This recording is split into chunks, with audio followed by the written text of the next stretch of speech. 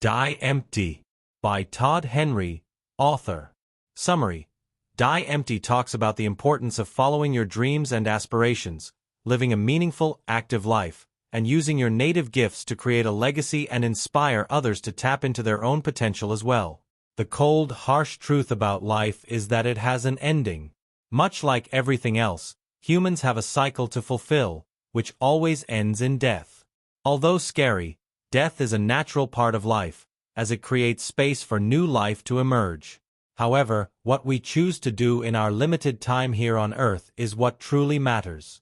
Many people act as if their days are infinite, living in the mundane and putting their life on repeat. However, the meaning of life goes much deeper than that. In Die Empty, Todd Henry explores the beautiful idea of using inherited gifts to create something valuable in the world and leave it a little bit better than you found it. Here are my 3 favorite lessons from the book. There are 3 types of people when it comes to life. Excellence can be achieved by doing your best every day with urgency and diligence. There are 3 sets of goals that help you become who you want to be: the step, the sprint, and the stretch.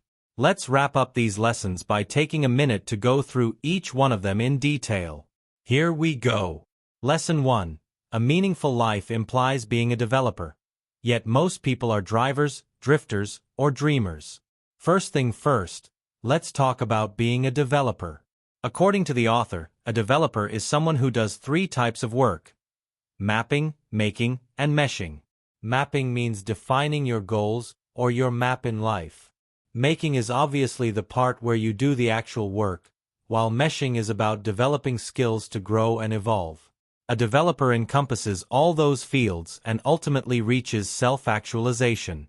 However, too few of us reach that stage. Some get lost on the way and become one of the 3. A driver, someone who does the mapping and making, but no meshing. A drifter, the person who does the making and meshing, but omits mapping.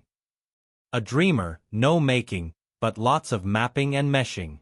Sadly, without all 3, chances of achieving our full potential and building something valuable with our inner resources drop significantly.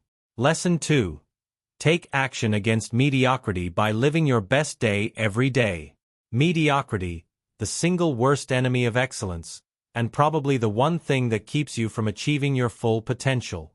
Mediocrity keeps people in their comfort zone, allowing them to compromise on their highest potential.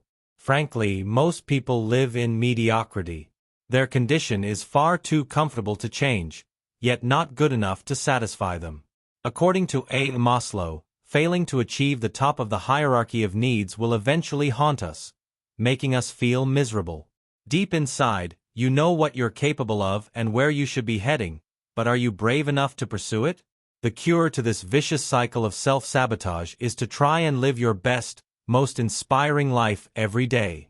There's an imagination exercise that you can try, according to the author.